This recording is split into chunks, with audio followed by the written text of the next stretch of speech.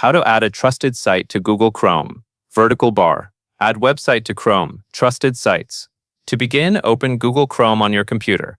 Once Chrome is open, look to the top right corner of the browser window and click the three vertical dots. This opens the main Chrome menu, where you can access your browser settings and other tools. From that menu, click Settings. After the Settings page opens, look along the left side and select Privacy and Security. This section contains the controls for how Chrome handles websites, permissions, and protections. Inside Privacy and Security, click Site Settings.